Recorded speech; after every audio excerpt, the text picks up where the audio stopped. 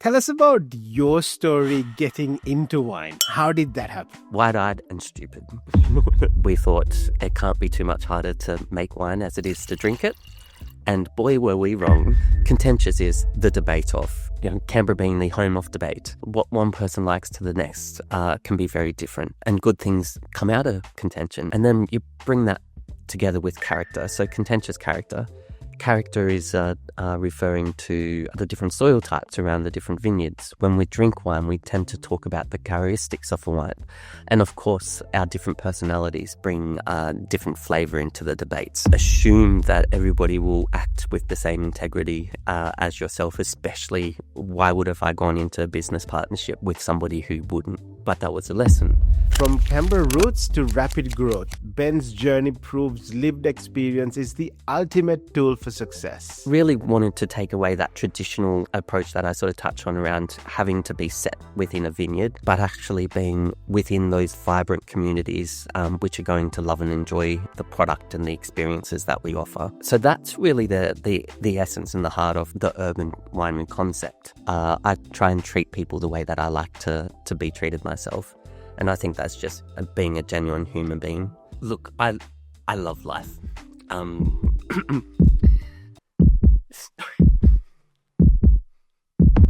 Ben, thank you so much for making time to have a conversation. For years, I've admired what you do with your brand of wines, but I've also admired how it's become so much part of Canberra's fabric. So intervene in everything Canberra does, in our events, in our celebrations, in good moments like that. As somebody new to wine, I've seen in fine dining restaurants a sommelier will rock up next to the table and pour a little bit of wine and somebody will taste it.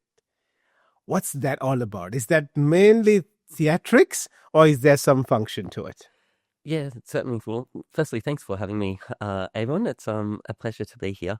So, yeah, when a sommelier first gives you a small taste of wine in the glass, it is partly about the theatrics because ultimately wine is all about the story behind it. But the functionality of that piece is really so you're doing a quality check of the wine. So you're sort of starting the journey, checking the aroma, the velocity of the wine and the taste. And that's sort of taking you on that little bit of a journey, which, like I said, I think wine is all about the story behind it.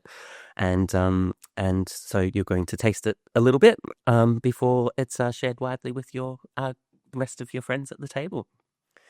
You spoke about storytelling.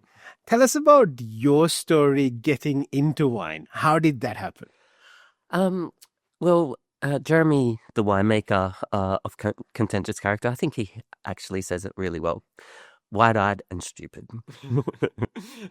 So, to be honest, Jeremy and I are very passionate about our food and wine, and that is really where it began.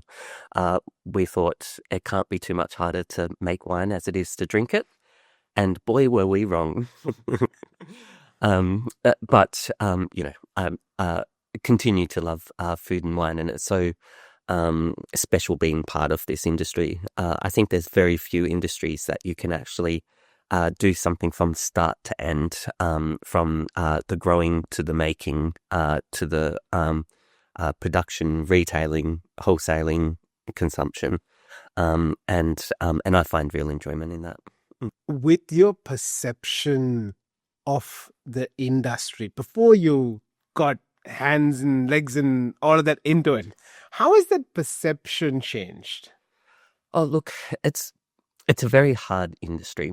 So, and especially over the past number of years, the wine industry has gone through quite some shifts and changes.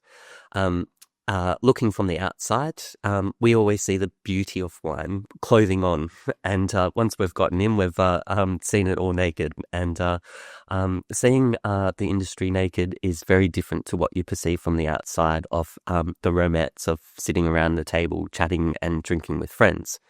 It's a lot of hard work. And I think that is because it is such a diverse industry, and rewarding but taxing again, having from the growing production to right through to the retailing consuming.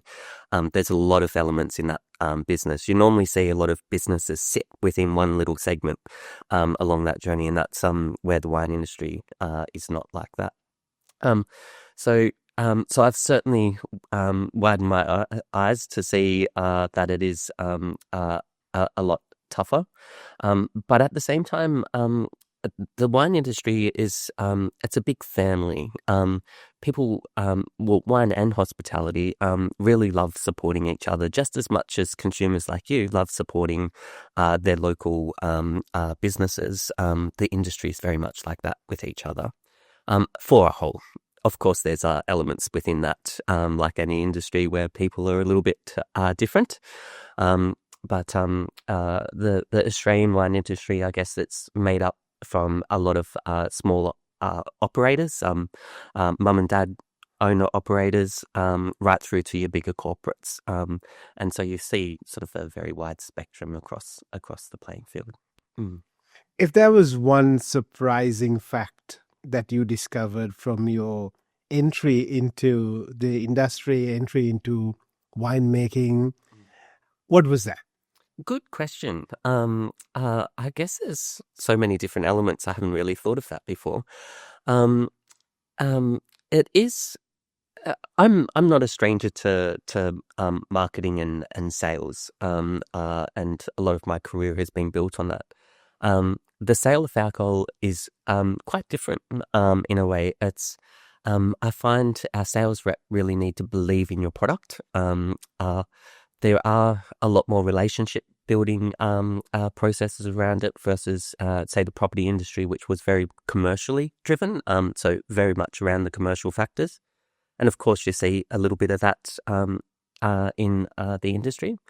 But again, I didn't think it would be as hard to get to market as when I first started. So that's taken a lot of work for us to build from a new brand, build that and get it more widely accepted across different segments of the market. Australia's cool climate wine region has a unique signature to it. As somebody who understands wine, what are those differences? What does that mean? Yeah, certainly. Well, first, I guess we've just got to understand the difference between cool climate and hot climate winemaking. I think hot climate winemaking is very much around your similar to your Hollywood blockbusters, big and bold. So you have bright fruit, bright tannins, very contrasting flavors and profiles that will come through, much like your Hollywood blockbuster. And then you have the cool climates, which a little bit more of your European styles, so more softest characteristics, building more nuance into the wine and flavor. So subtler tannins and acid structures which come through, which make it for a very appealing wine to do. So I guess Canberra as a cool climate district, it's really up and coming. And I think what makes the Canberra wine district incredible is really it's the combination of altitudes around Canberra. It's very diverse soil types. And for cool climate winemaking, it's very much around getting those lovely cool nights and really hot days. So having that the tension between the climates and the different locations around Canberra is what really makes this region quite special. So the wines, I guess, speak louder than their volumes suggest. You've got some very good brands and very good product coming out of here. So I think, as a region, the Canberra wine region, you'll actually see it become more and more popular over time. And I think it needs a lot more attention to it. There's a lot of opportunity here to continue to grow from a tourism basis within the Canberra district as well.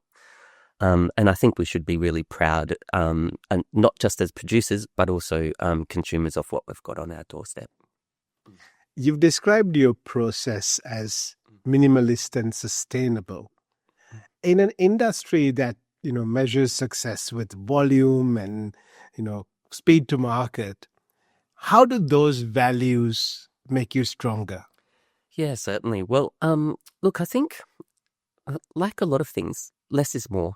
And I think that's where the minimalist approach is really key.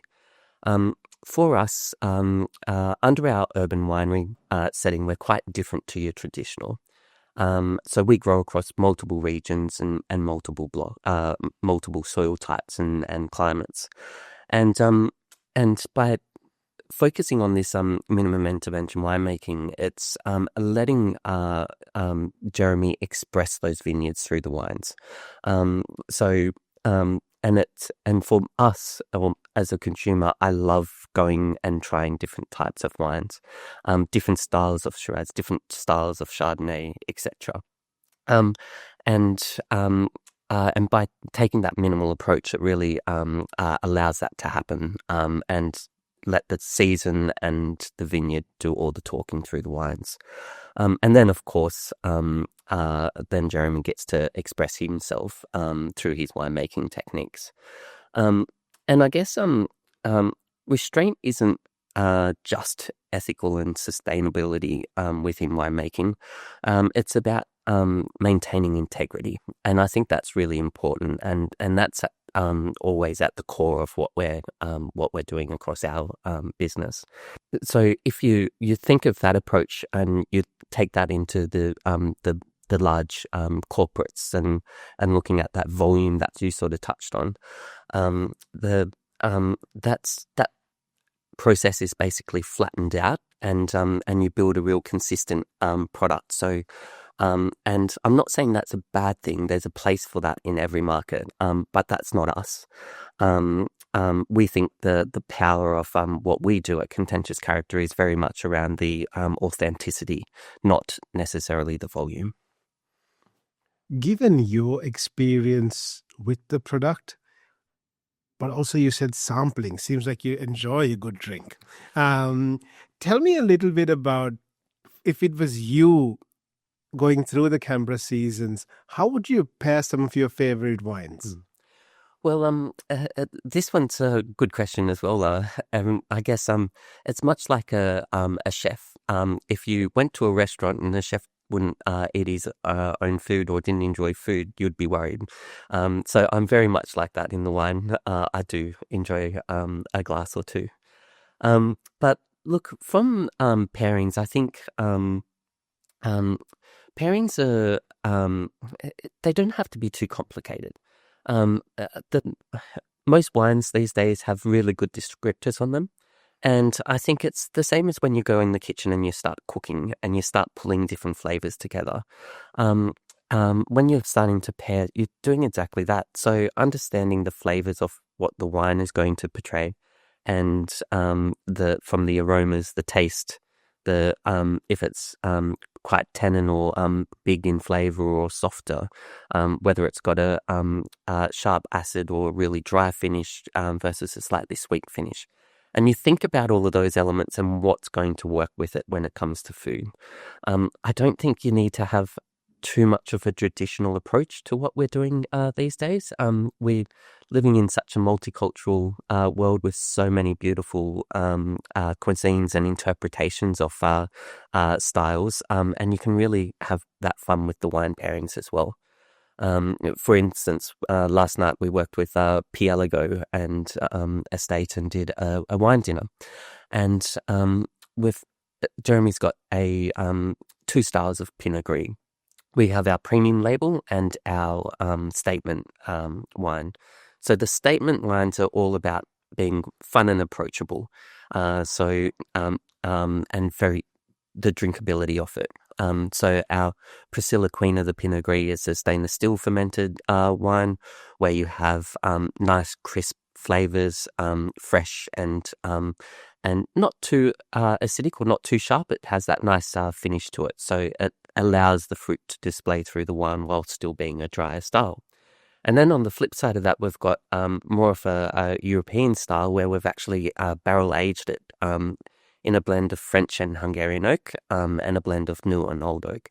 So it gives a much richer style Pinot Gris, quite a lot of depth.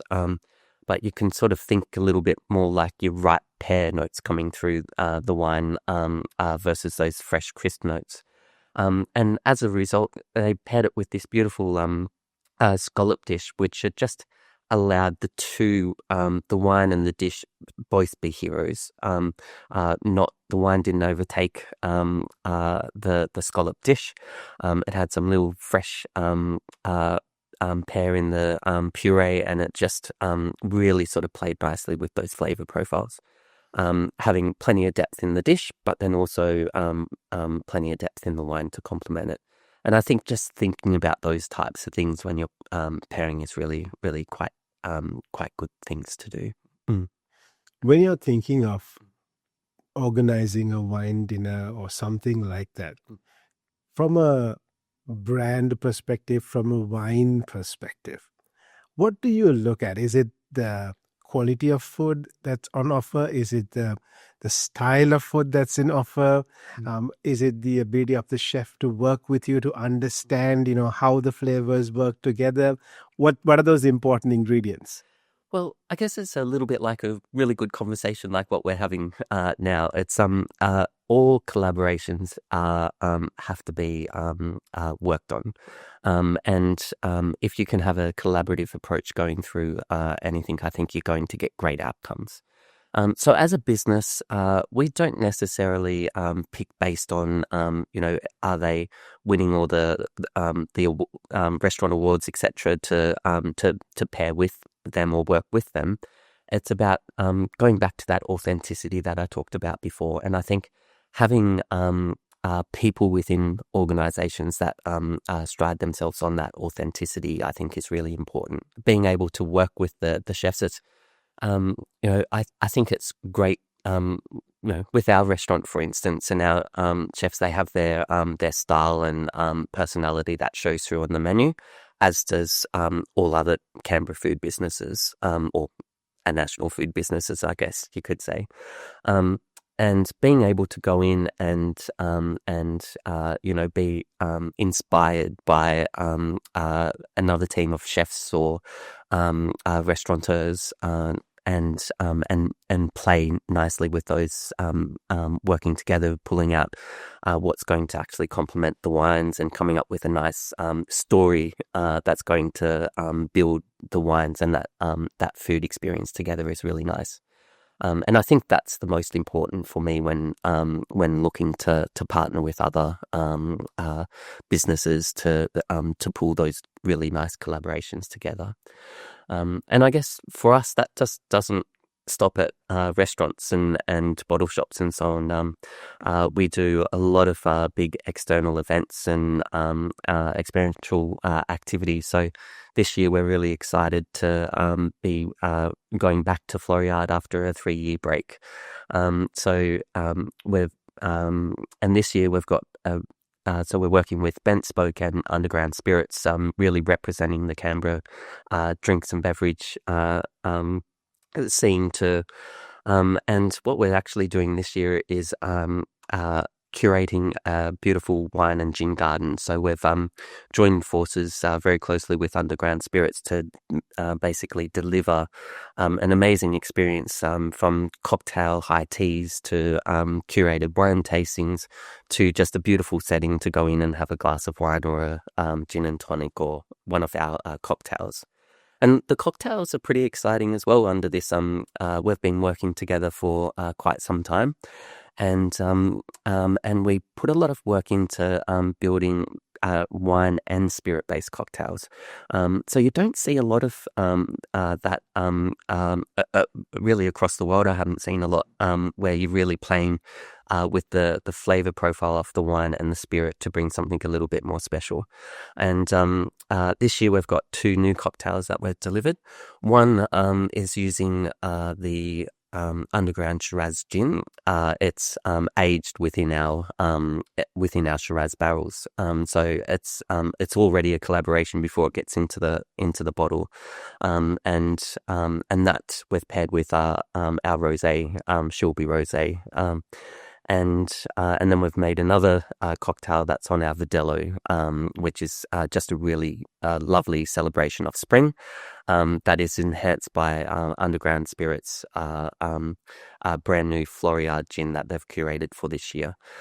So those types of collaborations are really exciting because it brings so much great experiences to Canberra and the visitors, which I'm excited to be part of. As somebody who loves Floriade and loves a cocktail, I'm looking forward to it. In terms of the ability for a wine to be added into a spirit and come up with something really good, what does that thought process look like?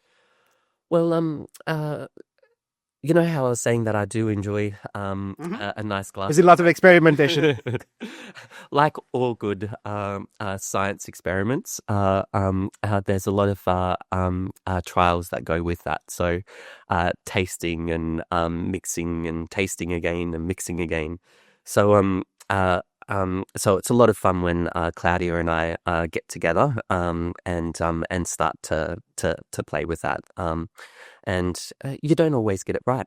A bit like if we go back to the conversation where I was having about the food and what flavors go with what.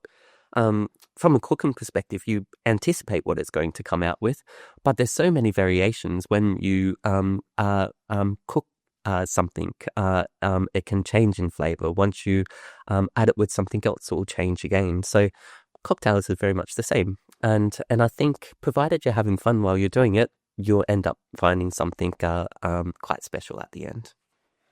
I want to chat more with you and understand how Contentious Character as a brand was built. I'd love to understand how your thought process for labeling is done. Give me a little bit of insights into that. Well, I guess this is the fun part of our business, and they don't come easily, but we have a lot of fun while we're doing it. So first, I guess our brand. When I first started Contentious Character back in 2016, as a consumer, I realized Canberra, I felt, was a little bit old school. The Canberra wine industry is it's generations or CSIRO scientists that have gone out and started working with their passion, but they're very the wineries are very much named and labeled after a location or a person, etc. And we wanted to turn that a little bit on its head. I'm not a traditional person in any stretch of the imagination, so we wanted to bring this through into the brand, and that's how we really started to create Contentious Character. So contentious is the debate of. Having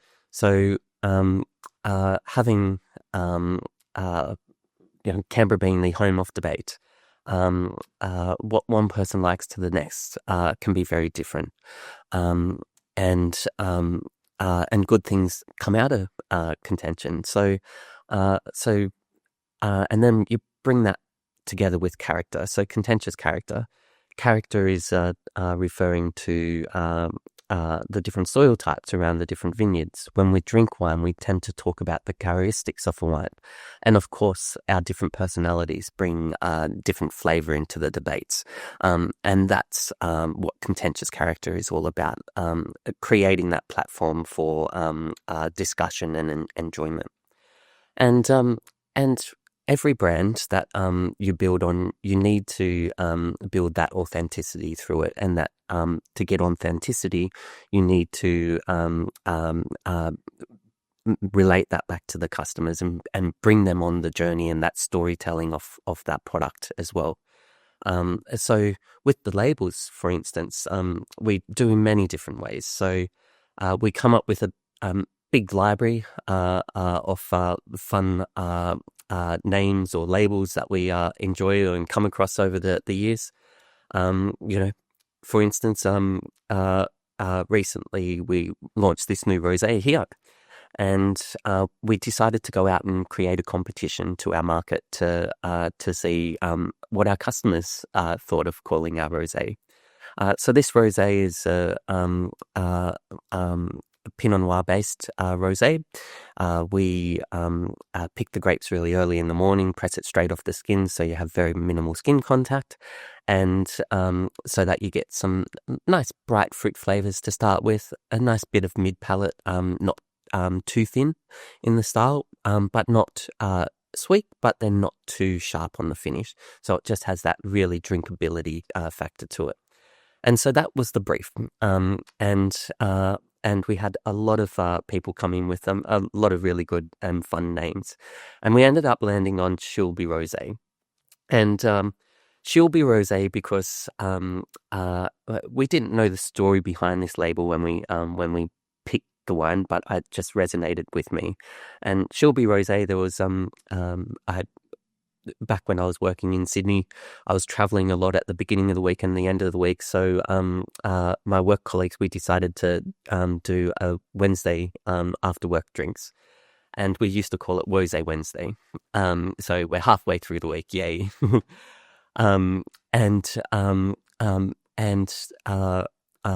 The person, Erna Glassford, who ended up picking this wine label, Shelby Rosé, was actually going through some personal journey of her own, and she found comfort in Shelby Rosé. She'll be okay, and that's what sort of landed on the wine.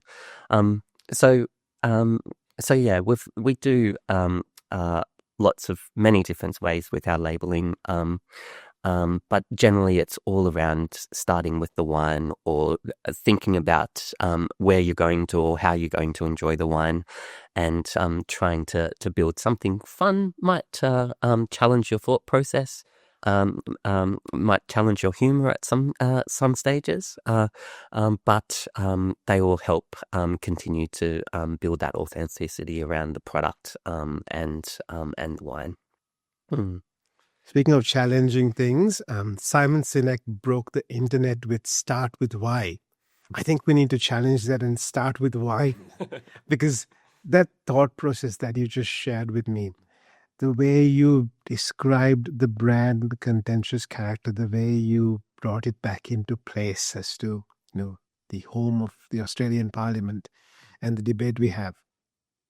That makes me think that you're a very deep thinker about things that you do. Tell me a little bit about, your formative years in marketing and branding and what that's taught you about industry. Yeah, certainly. Well, look, I think one thing I learnt when growing up was that if you want anything in life, you have to work for it, and sometimes it's hard, and sometimes you have to fight the good fight to get there, and I think that's in business and being an entrepreneur, that's exactly what you've got to do. So you've got to work hard at something, and but it's not just working hard; it's sort of working smart. You've got to have a plan. Coming up with an idea is one thing, but then executing it is another. But having a forward plan of how we're going to evolve, or having the idea of making wine should be as easy as drinking it. That was an idea, and the reality was very different. But then you're sort of building outwards from that. So I guess everything that we do in life and business, it's you take your learnings over from your childhood right through to your professional education, etc.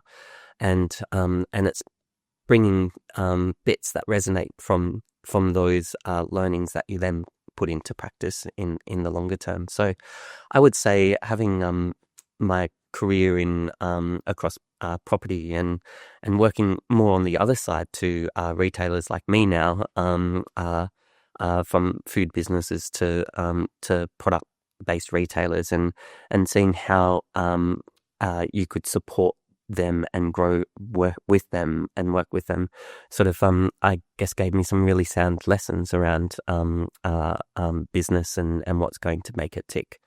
And everything you can't get out of a textbook. If we could get everything out of a textbook, then the world, I think, would be in a very different place, wouldn't it? So I think that's probably the big piece for me. Yeah, so for business, I'm not going to lie, it's been a tough journey for us.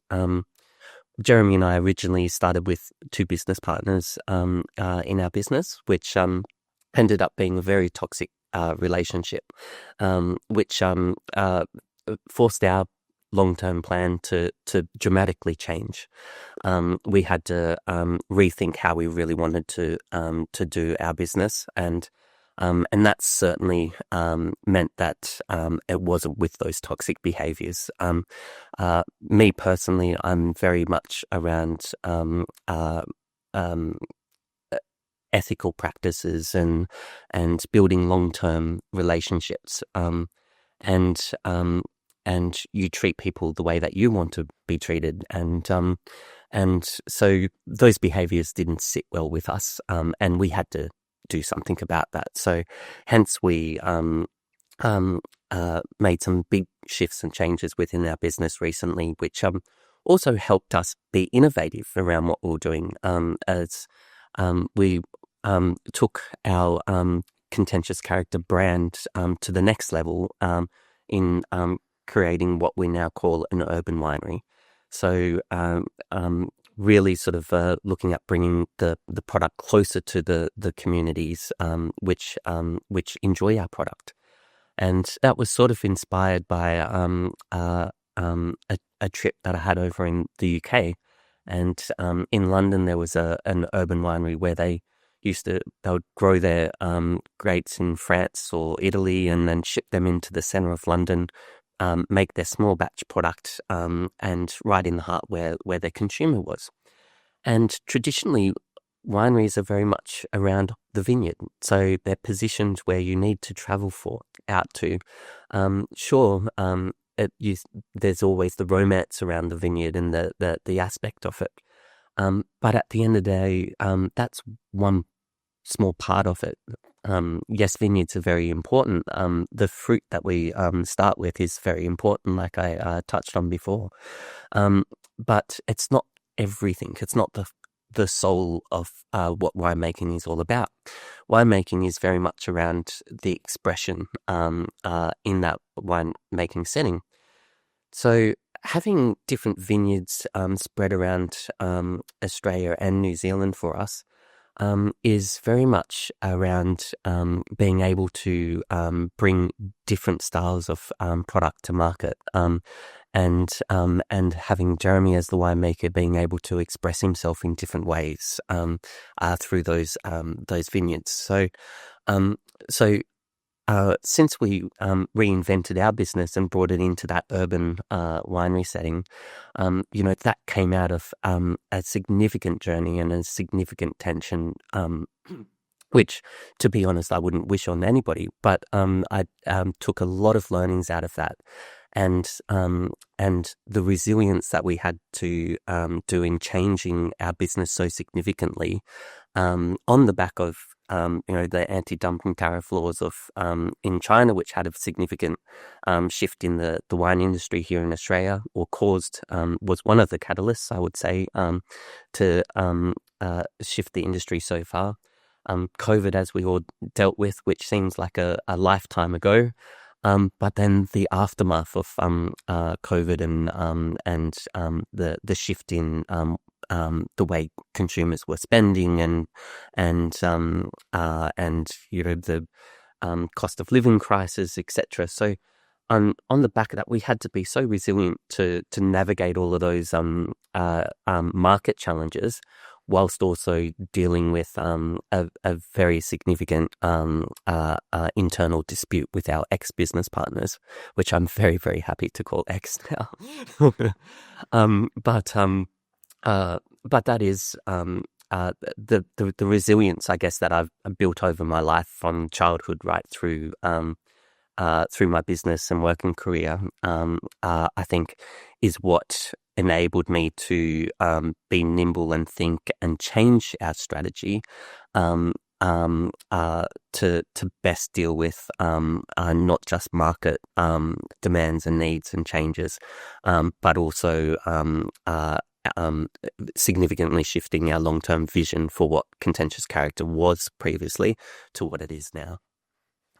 Thank you for the boldness and the honesty of sharing that story. As much as I would like to spend more time getting to know you, I haven't spent a lot of time with you. But the time I've spent with you, I have seen you being happy and vibrant and bubbly. And some of those times, if you remember, aren't times that you can actually put a game face on because it's at 5 o'clock, getting on a boat, going to see balloons taking off.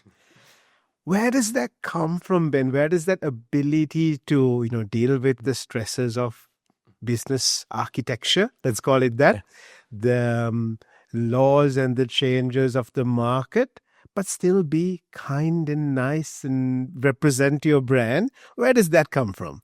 Look, I love life.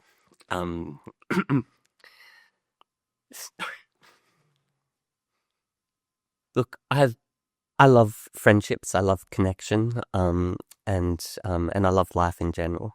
And generally, I'm a very happy person. That's my natural persona. And like I was saying before, I try and treat people the way that I like to be treated myself. And I think that's just being a genuine human being. And it's not always rosy, and I might be smiling on the outside, but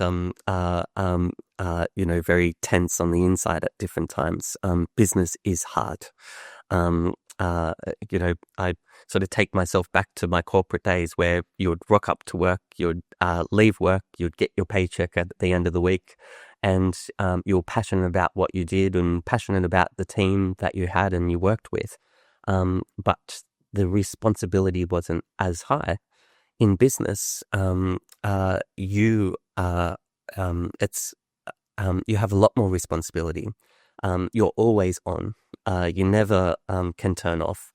All of your teams, their livelihood is based on you being successful, so you can pay them at the end of the week,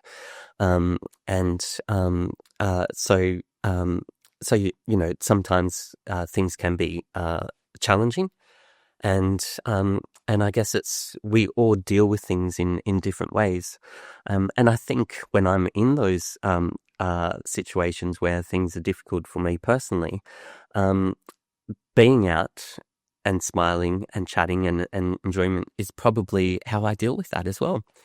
Because I find energy of other people, and that's probably why I also surround myself with such loving and caring people with who are generous and have those same sort of ethical behaviors that I really pride myself on, and so then I really fuel myself and my direction through their energy, and I guess that's probably the best and easiest way that I can explain that.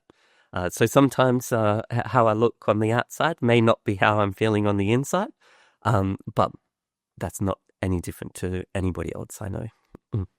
We all have to, from time to time, go through life, go through the pains of life, but we've also got to show up for what we believe in.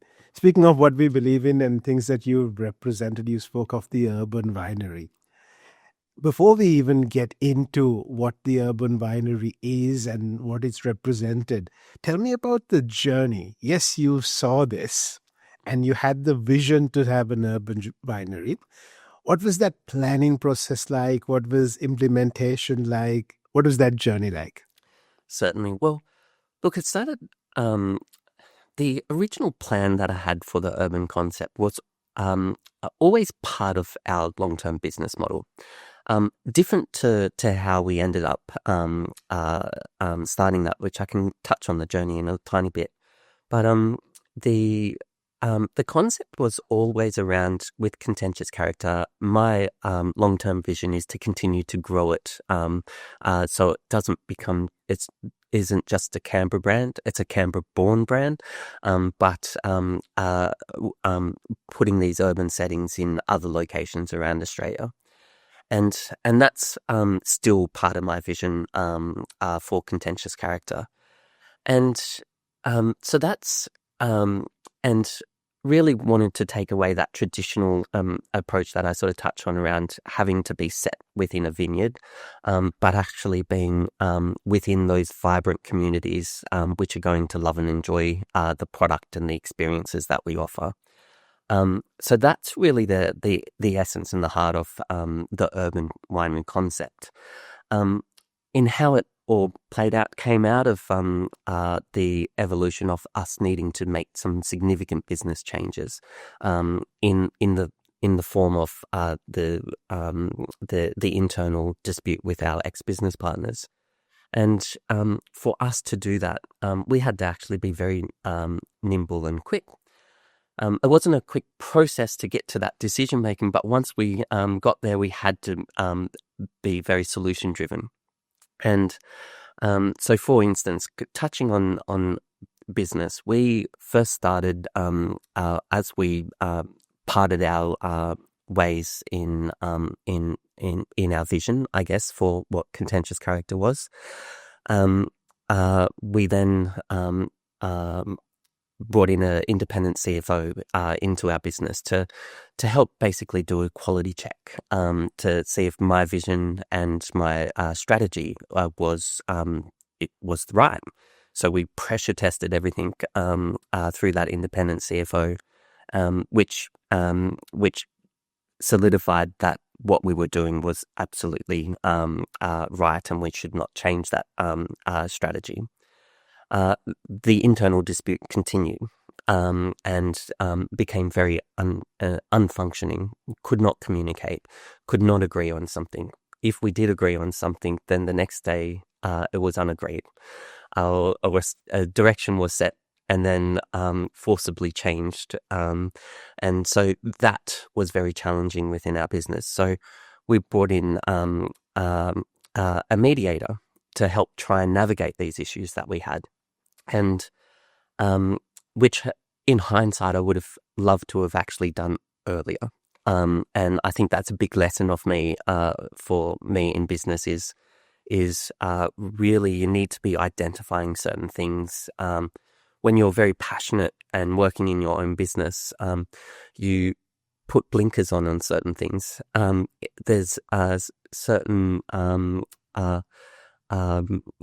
red lights that would have been flashing, and in my corporate world, I would have never have ignored those signs. But you were always sort of thinking and doing differently when it's your own, and sometimes you sort of become a little bit blind to those things, and probably also in my instance, you assume that everybody will act with the same integrity as yourself, especially why would have I gone into a business partnership with somebody who wouldn't?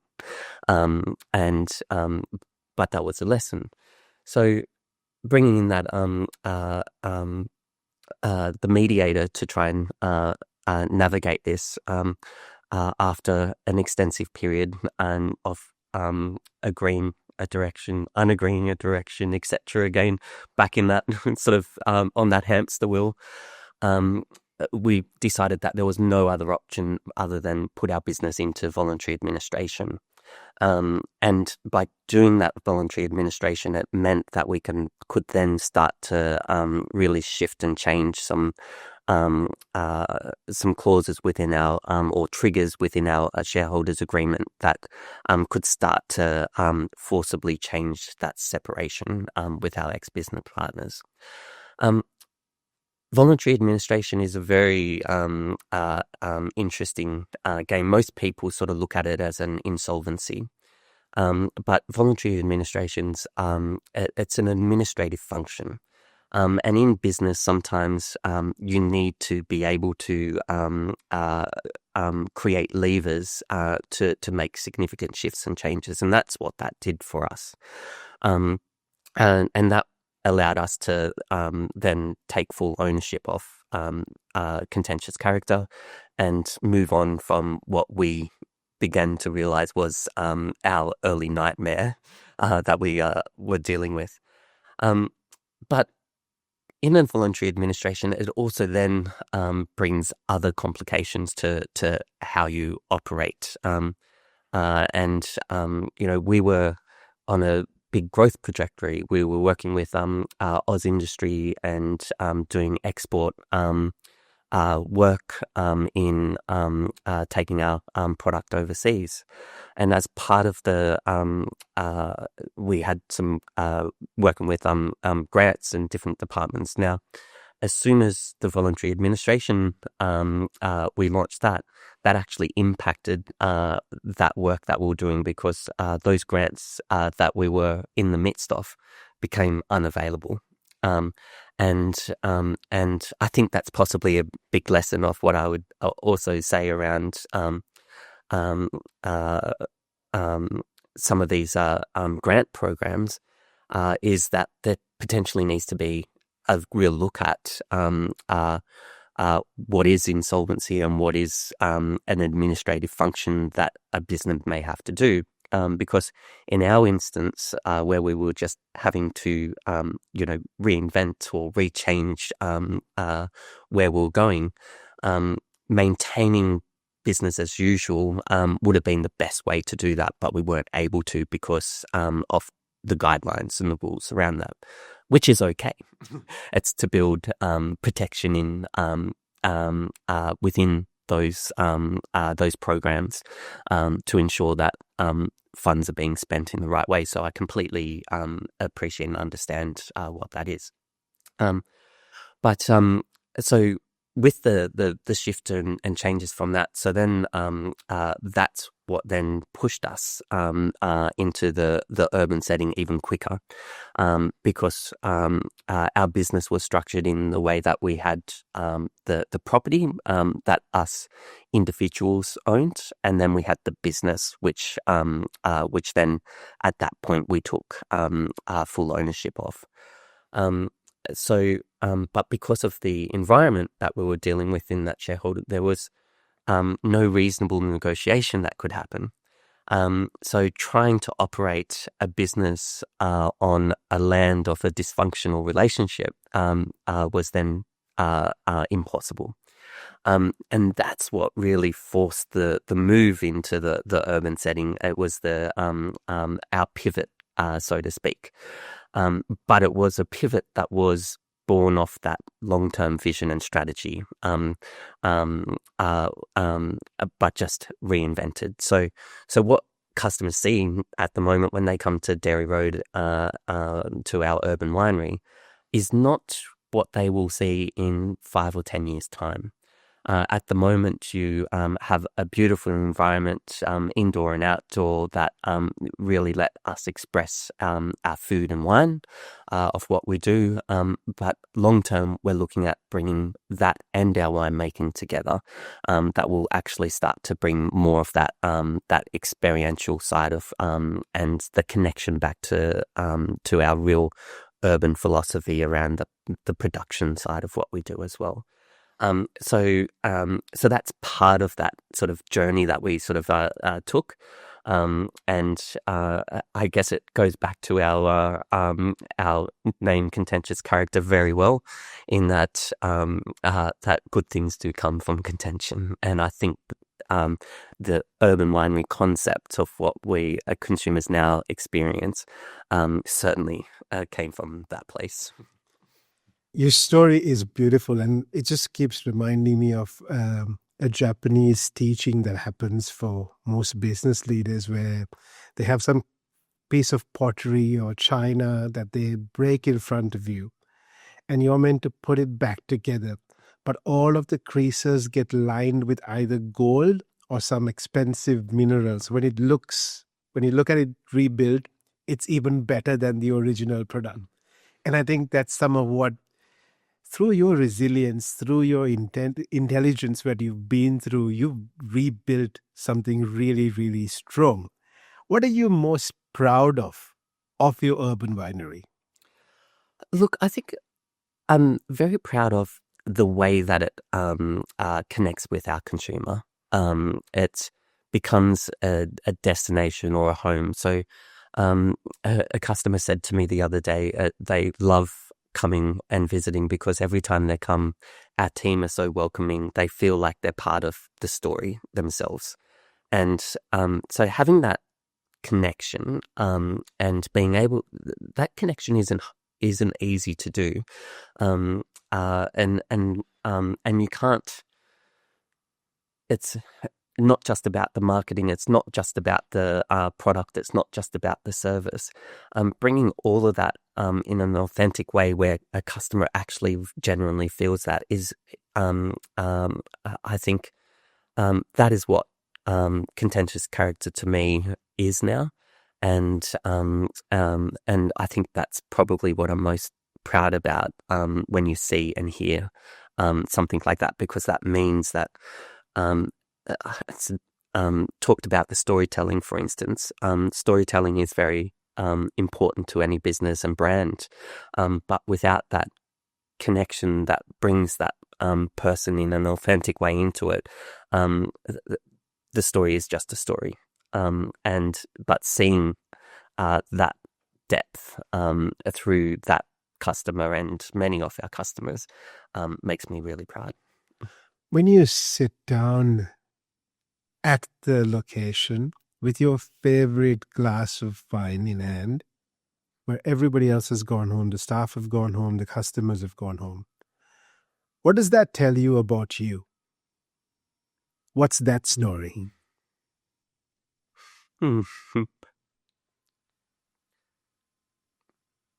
Good question. I'm done.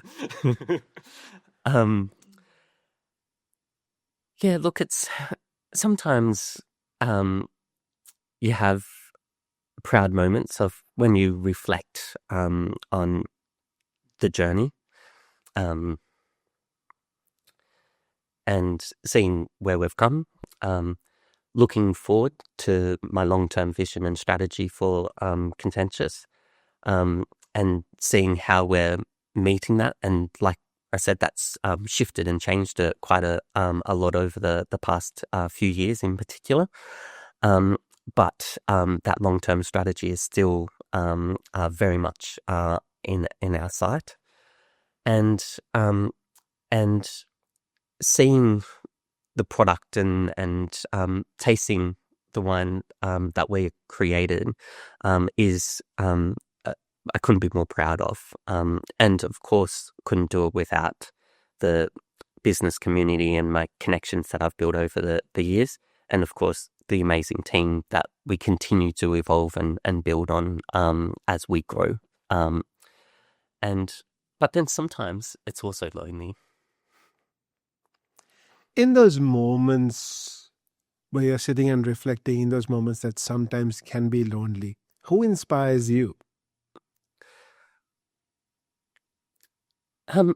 Again, I wouldn't say that it's probably one person, but I would say it's my full network and community, all for different reasons. Sitting here chatting to you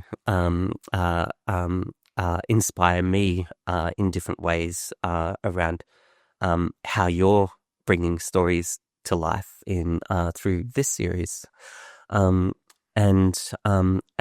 that at this point in time is really important for us, because we're just working with Underground, for instance, to create a story as part of Floriade and ACT events, and we do these different connections in so many different ways, but it's building on that. I think when we spoke about it before around, when you're smiling on the outside and on the inside at the moment, I'm looking at the next 2 months and thinking, gosh, how are we going to deliver all these projects? But we will, because I know the connections and business community around me will we will be able to rely on to support and execute those things. And I think, knowing that I have such a strong strong group of professionals supporting in the background, I think always gives me that courage, I guess, to just move forward.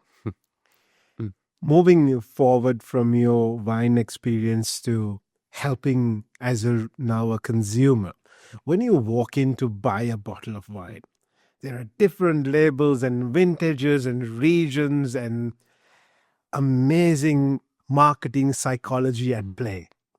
How do you pick a bottle of wine? So, me personally, I think, like I've spoken about, it's very much around the story.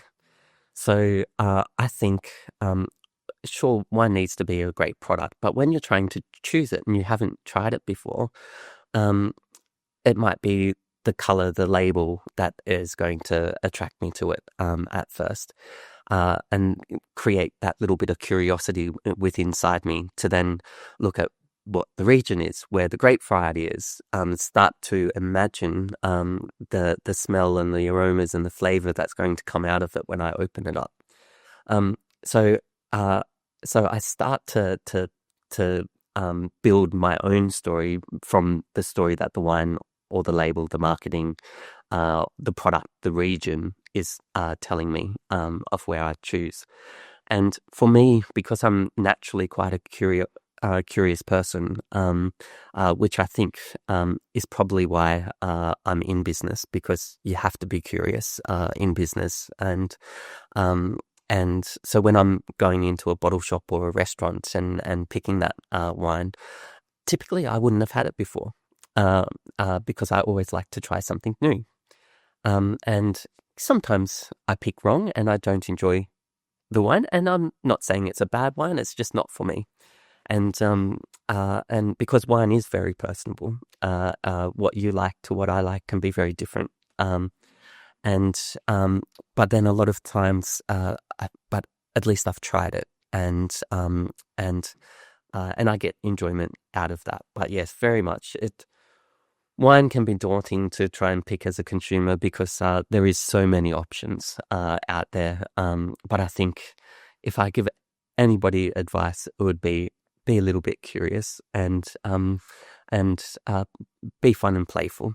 And if you like an Argentinian Malbec, for instance, which is a variety that I really love, then keep trying different ones and create your own story around your favorite style of wine. So next I want to chat about the brilliant world of pricing. What does that look like in your mind as somebody who's building a community, but also somebody who has business commitments? How do you best price wines? What are the price points like?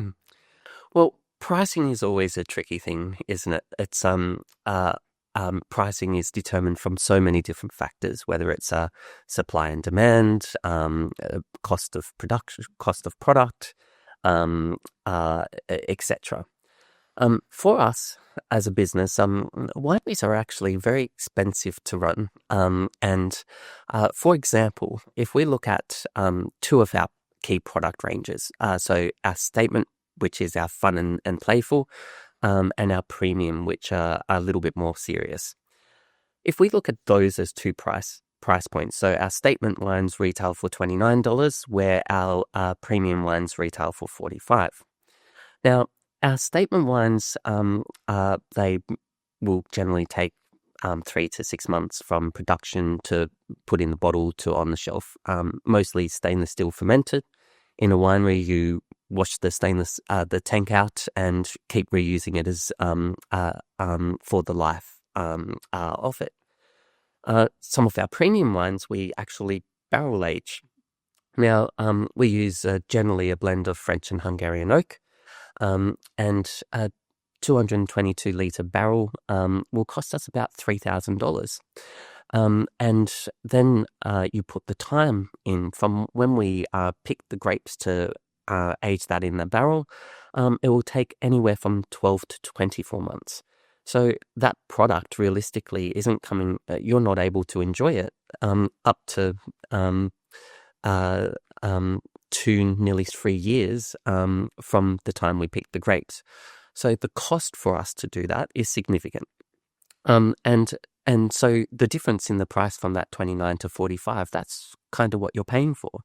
And I think that when we look at pricing structures, it really sort of reflects the story, the quality and the confidence within the product. And I think if we're looking at boutique winemakers around Australia, that is what consumers are paying for. And I think that's very reasonable because it sort of puts that respect into the craft and the art of what we're producing. And sure, like I said, there's very commercial driven opportunities out there that you will pay less for. And again, not saying that it's a bad product, but it is built for that sort of purpose. And I think, and I know definitely within our customers are actually wanting back to that authenticity around what Contentious Character offers. And for us to do that, it does cost more, and it does take time, and but it's very much supporting the communities of what we're in. It's building employment and business opportunities for those around us, not just us. And I believe our product is really well priced for that within the market. And so we're and that sort of builds into that cost of product that I was talking about. But then also we've got to look at what the market is also playing within. And the market pricing typically does sit well around, there's always that relationship between that cost of product. And it's why you'll see a lot of the local winemakers similar price points.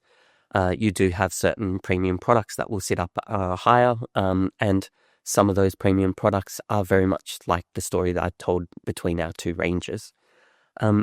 And so I guess that sort of is probably where we really structure our pricing. And I think that's where our consumers and our customers respect and enjoy that, and willing to pay that little bit more for the authenticity and that connection to the product of what we're delivering. Given your vision for expansion and growth, what does distribution look like? Yes, certainly. Well, distribution, we're a multifaceted business. We have multiple routes to market. We work directly through our cellar door and restaurant. So that's where people can come and enjoy and consume with us, or buy to take home from the cellar door. Then we do have our wine club, which are our inner circle, so to speak, where our customers are treated that little bit special, being part of that inner circle as you treat your family at home.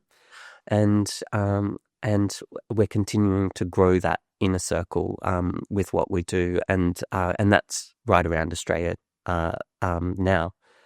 We recently had one of our members relocate for work to Darwin, and they still are part of our community, and they've been able to take that and share that with their new community within Darwin. And then our wholesale or our trade, so our B2B sales, is a very important distribution channel for us as well.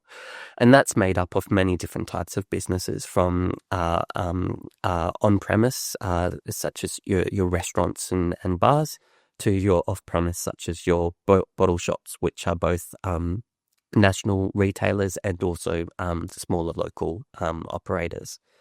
And all of those different routes to market are very important to us, and equally. And so our business model is very much around looking at each of those as a unit or nearly a silo, but then taking a multifaceted approach where you then bring all those silos together and you treat it as one. And that's always a hard thing to do, especially when you have teams focused on those different areas.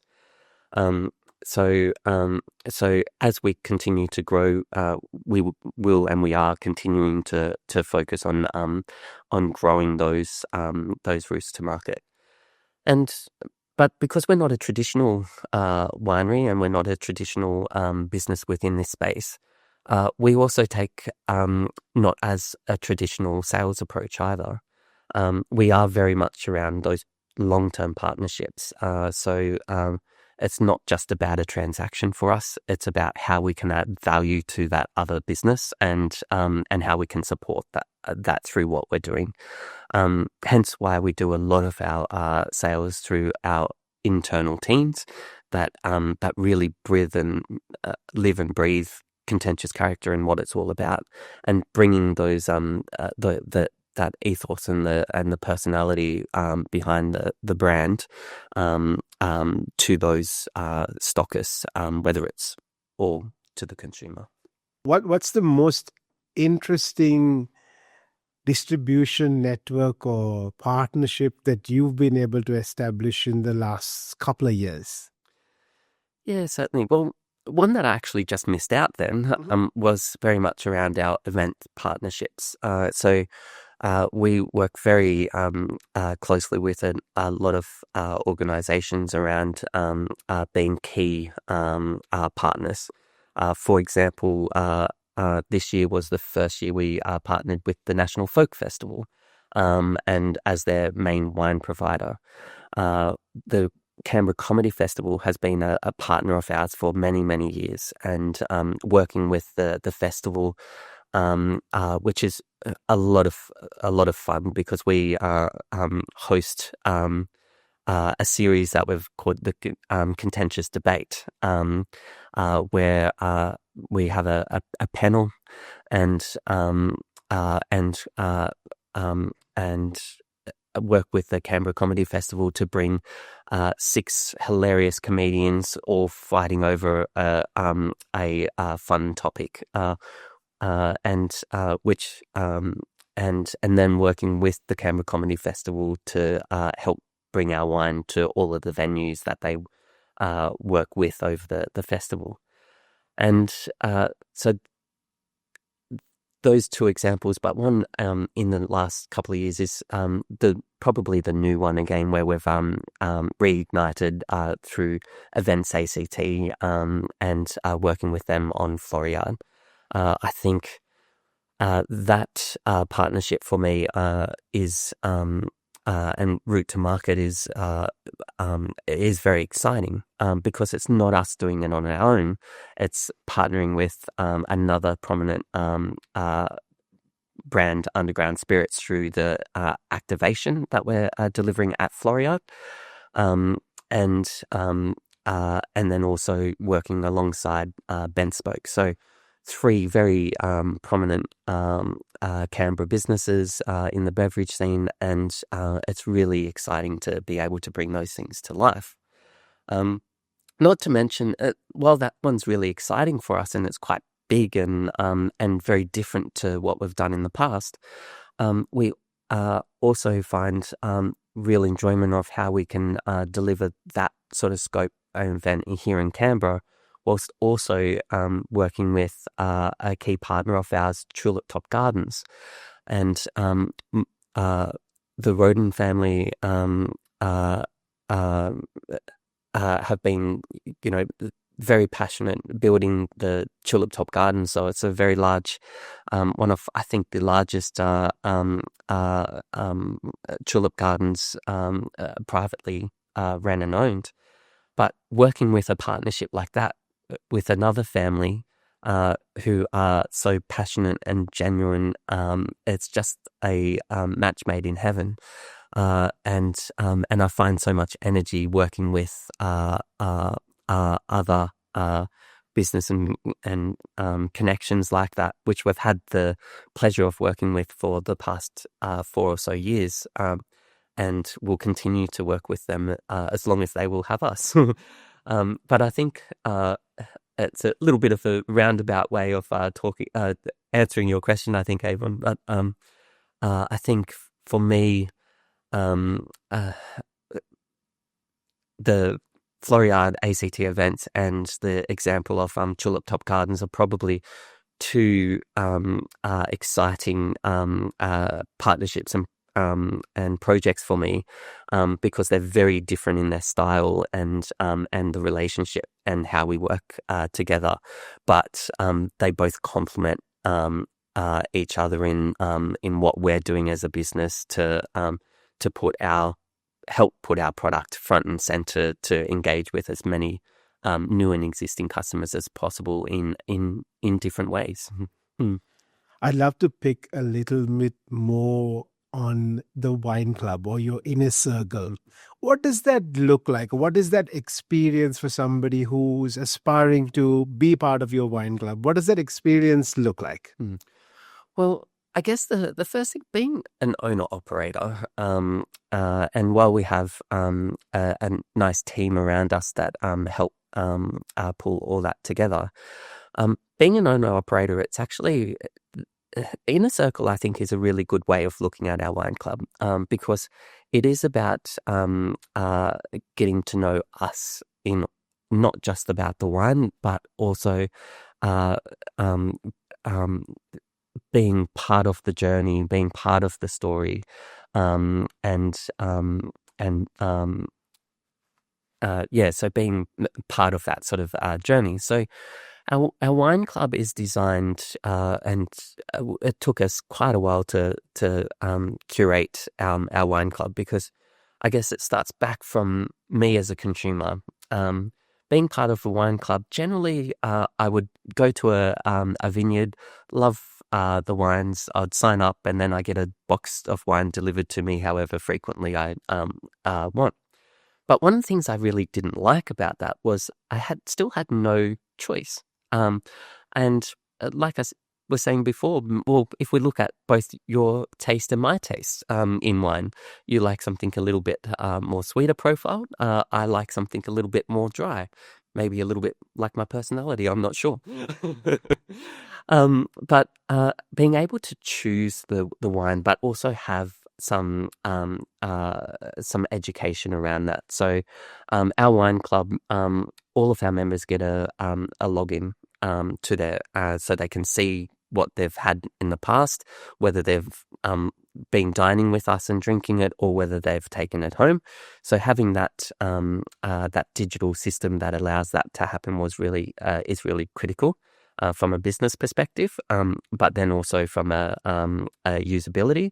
So if, for instance, you decided to come into the Inner Circle through our wine club, and you logged online and you're due a delivery to come in, you can then go in and alter the selection so that you personalize it to exactly what you want, and your needs might change. You might be coming into Christmas and entertaining a lot, so you need to broaden your selection. But in March, for instance, you might be very much around the enjoyment of home, having a little bit of a relax before Easter comes up, and you just want wines that talk to you.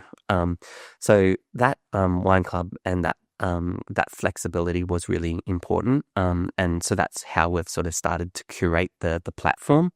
And then as also with our urban concept and our growing arrangements, For instance, earlier this year, we launched our first wine grown from New Zealand, which is a Riesling. And soon we'll be launching a new Pinot Noir from New Zealand as well. So you as a customer or part of that inner circle, as we're also growing and our product range is growing, your tastes and things can also evolve.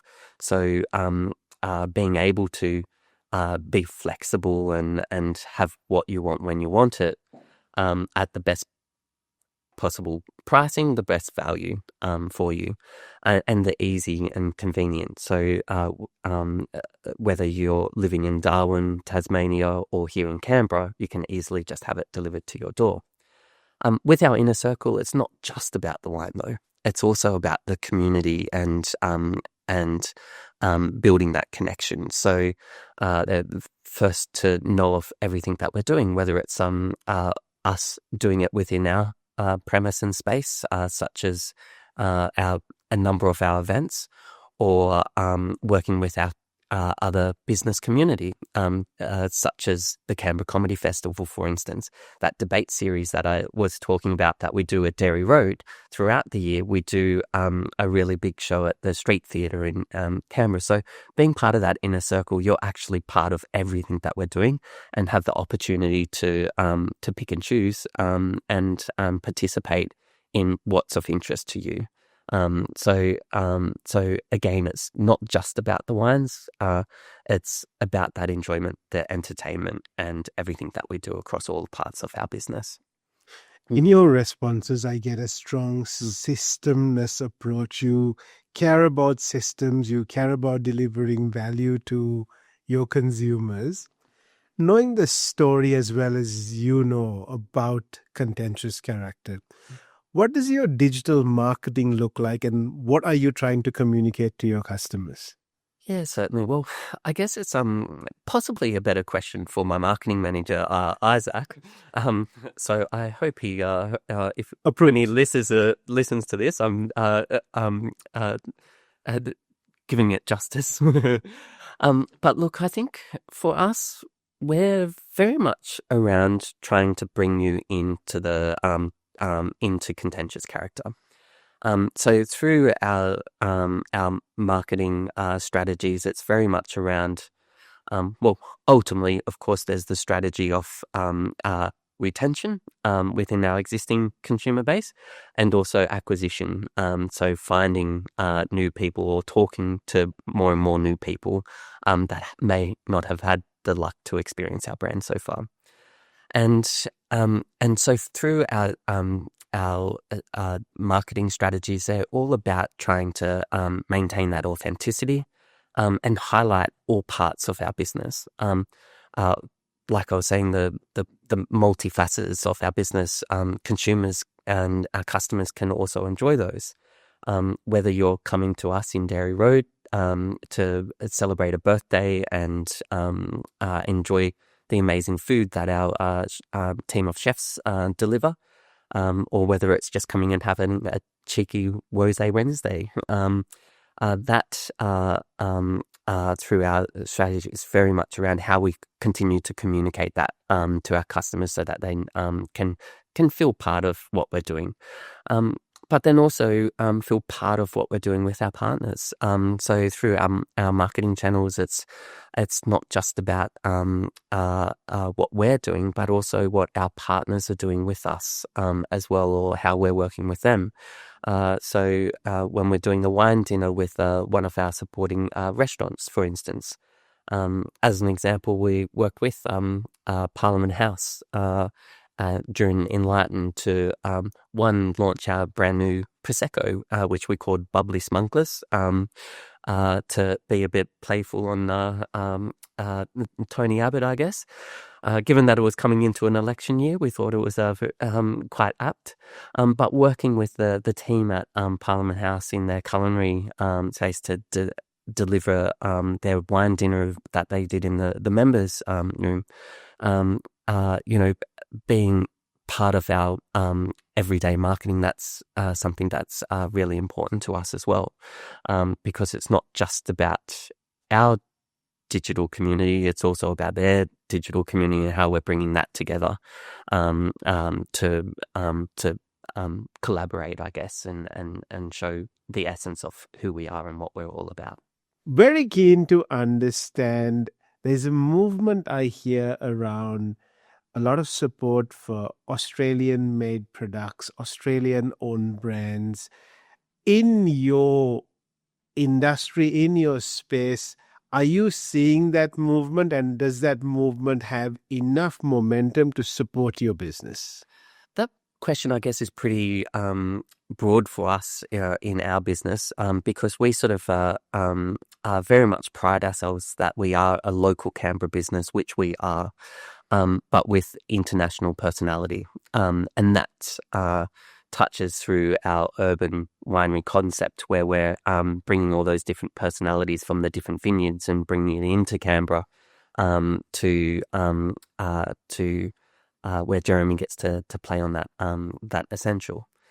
I guess the local movement I've seen really take shape during COVID, when businesses were really struggling to be nimble and pivot, especially consumer-facing businesses, and I guess people invest into stories they believe in, and local wins when it's convenient, when it's authentic, and when it's memorable. You need to support local, not just ethically around what we do, but it's also something that has to be compelling.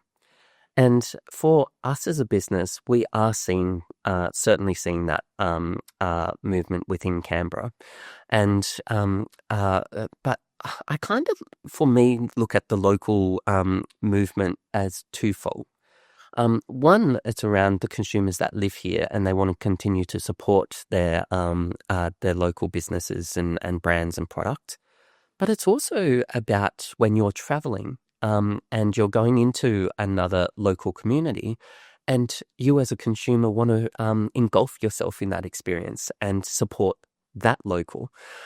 So when you look at it, I think the local movement has always been around, but we're seeing more of it.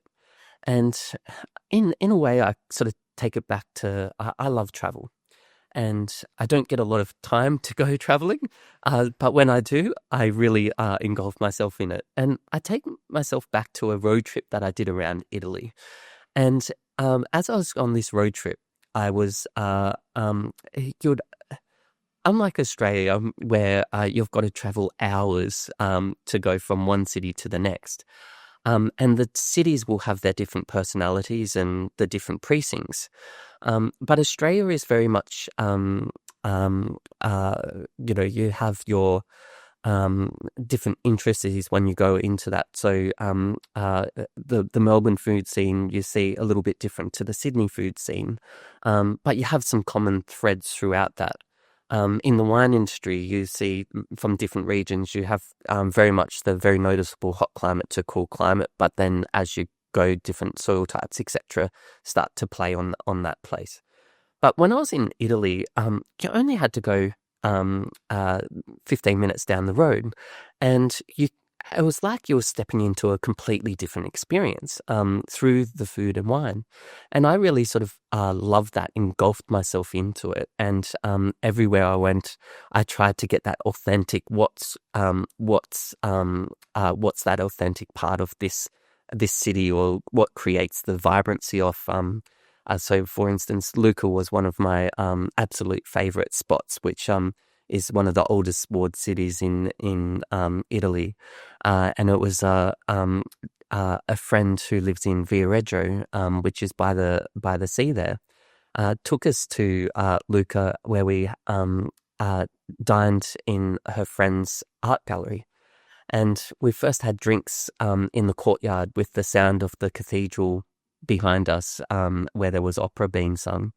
And then had this beautiful meal prepared by her friends around a round table where we sat in the middle of the gallery. And it really gave me so much personality to what was on offer, but very, very authentic. And I think that to me is that local movement. It's us as individual consumers, as we go to different places and communities, we're discovering what's the heart and of that place. I do it a lot through food and wine because that's what I really enjoy. But then it's also surrounding ourselves with our local community and those businesses. And so I'm really sort of seeing that that's kind of what people are wanting more and more, and we're really sort of diving into experiences, and I really believe that that's that local movement, and we shouldn't feel guilty about it either. I think it's a great place to be. You've spoken about Jeremy the winemaker. How has your relationship evolved over the years? Significantly. How would I say this? Look, Jeremy and I, we were partners since a very early age, and we've grown and evolved over time. In more recent years, we've actually separated from our personal partnership, but we're very, very strong within our business partnership. And so I would have to say that our lives have evolved considerably, and our relationship has evolved considerably. But good and bad, but that is part of life. And I think in a positive way, where we work very well together. He makes a beautiful product that I am very passionate about, that I take to market, and over the 25 years I think that we've known each other, we've it's a long time to know somebody, both in a personal and professional setting. So it has our relationship and also our knowledge of each other have evolved and changed. And I think if I look at it in the context of Contentious Character, we know how to get the best out of each other, which I think shows through what we're delivering, what our customers see on the forefront. Being the astute business owner that you've evolved over the years to represent a brand, if you could look back a few years when times were at times turbulent, and speak to the Ben that was dealing with all of that then, knowing what you know today, knowing the strides you've taken forward, what would you tell Ben then? Gosh, another very good question. You know how to put the pressure on, don't you? Look, it's really interesting because as I look over the past few years, I would have never anticipated going through what I have, both personally and professionally. So I think staying true to yourself is a really big piece of what that is, and both from how you operate professionally, and both how you deal with things personally. And so if I was sort of to go back 3 years ago, yes, I would have done a lot of things very differently. You take learnings out of, from a business setting. I have learnt so much through the legal proceedings that we've dealt with, which the negotiations that we've dealt with through how we needed to pull multiple different levers at so many different times so quickly, but still stay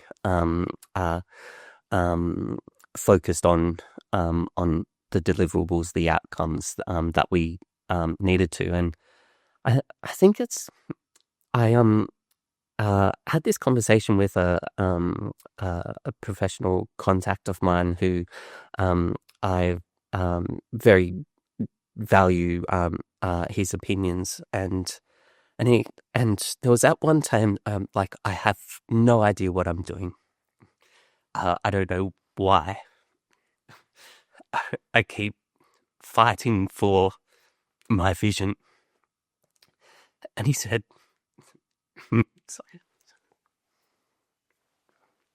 Thank you for sharing. Thank you for sharing. Thank you for being bold to share. So, and especially when I was also going through so many personal things at this time. And I said, I just don't know why I keep going. Why I still want the business, the everything. When Contentious Character started, it was a partnership, and Contentious Character is still very much Jeremy and mine, as much as our relationship has changed over the time. And at some times it's very hard to see that purpose. And this close person, and I said to him, like, I just don't know why I keep focused on the vision. So much has changed. And he said, it's simple, because it's good business. And I sort of look back at that, and it's like, well, really, there's probably not much I would change. You know, we've gone through a journey. Some amazing things have happened and continue to happen, and some very challenging things. But we're still focused on that long-term vision. So we still have purpose in what we're doing. It's just being malleable and seeing and being adaptable to meet the different changes. So I think, answering your question, it's just telling yourself to be true to yourself, and make sure that you stay focused on what the purpose is, and both personally and professionally. And I think, you know, would I really change it? Sure, I wouldn't want to go have the past 3 years in the next 3 years. But it's part of the learnings. It's part of the journey. And I've grown and learned a lot in the process. And I wouldn't change that. And that was the intention of this podcast also, because you can go through business school, you can go through the best mentors in the world. But unless you've been there, unless you face the grit of the journey and you can share some of it, this is the best learning, right? You can watch this and go, oh, it's not what I thought how business looks like. But that's the reality of life. Moving from that and moving from the strength, because you've still got staff members, you've still got people that you care about cheering for you every day. That's got to give you strength. That's got to keep you going. What does success look like for you? Well, you've hit the nail on the head. That is exactly what gives the strength. And it's those people and that team that actually keep you pushing forward. And success, most people say success, it's money. Everyone's driven by money. Sure, money is important, but that isn't the success. I would say the success is seeing those people around me find enjoyment in what we're doing as Contentious Character, and seeing Contentious Character continue to evolve and become more of those household style brands that people become to enjoy and love time and time again. But what Contentious Character is today will be different in 10 years' time. And that evolution, sure, I can talk about my 5 and 10-year plan, but the evolution is not going to be just that 5 to 10-year plan. It's going to be that journey along the way, and customers. The only way that journey can happen is by customers being part of it with us, and seeing how our customers continue to grow and change with our brand. I think that will be the measure of big success, and that will be what I see is the success. We've got an very exciting milestone coming up with Floriade under that the joint venture with Underground Spirits, which we're running something very exciting competitions around that. So get on our socials because there's lots of prizes and things that you can win and be part of this journey with us. And I think that is just an example of the many exciting things to come, and will really sort of pave the map for what the future is bringing, and to help, I guess, help create Contentious Character to what that success really will look like. Ben, if a business leader in Australia or somewhere else is watching this and is going through some of the challenges of business, the opportunities of business, all of that you face, and wants to connect with you to ask a question, where does somebody find you? Certainly. Well, I'm. You can certainly find me at Contentious Character. I spend many days and nights there here in Canberra. Otherwise, certainly you can connect with me through LinkedIn, which is Ben Jarrett on LinkedIn, and yeah, that's probably the best way to connect and with me. And of course through you. Your socials, if somebody wants to reach out and look at partnerships, look at exploring more of what Contentious Character has, but also possible business partnerships, possible export opportunities, where does somebody connect with the business? Yeah, certainly. So best to contact us on email, I would say. So either connect through any of our social channels such as Instagram, Facebook, and LinkedIn.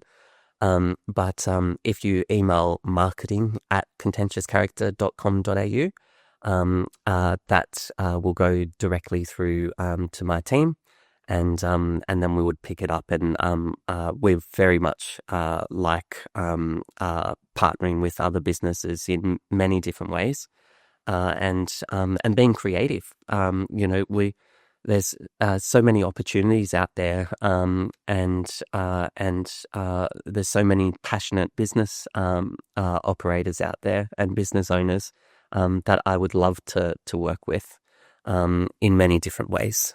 So yes, I think that would be the best way to reach us. When you push through on your journey and you have all of us cheering and celebrating for you over the next 5, 10, or 15 years, what's the legacy you hope to leave in the industry? Certainly. I think it's having a brand that is as curious as I am, and customers actually seeing what real curiosity is all about. And I see the Urban Winery very much as that local, a local Canberra-born business with international personality, and I think there's a real place for this urban concept within Australia and further afield. And I hope that customers continue to embrace the new evolution of what I see as winemaking is all about, and food and the wine scene, how it can be best enjoyed. These conversations aren't always easy. Thank you for taking the time to share what actually makes Contentious Character the brand it is. Thank you for taking the time to share the journey that you've been on. I've always supported the brand. I will always continue to support and cheer for the brand. I love the passion you have for it.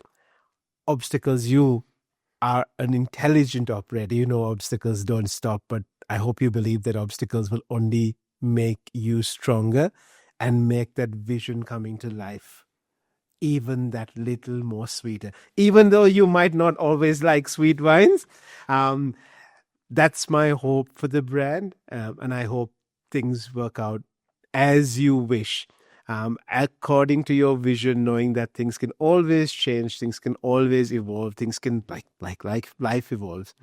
Wishing you, the team, and your vision all of the best. Thank you so much for your time. No, thanks for having me, and it's great talking to you, everyone. It's sometimes it's confronting when on different challenging formats, when you sort of stop and actually think about that. But it is very inspiring to be part of this series with you, and yeah, thanks for inviting me in. Thank you so much for your time. A massive thank you to Crown Plaza Canberra for hosting this episode of the podcast. If you are looking for really nice accommodation in close proximity to Canberra CBD, or if you want well-appointed meeting spaces, check out Crown Plaza Canberra. Thank you again.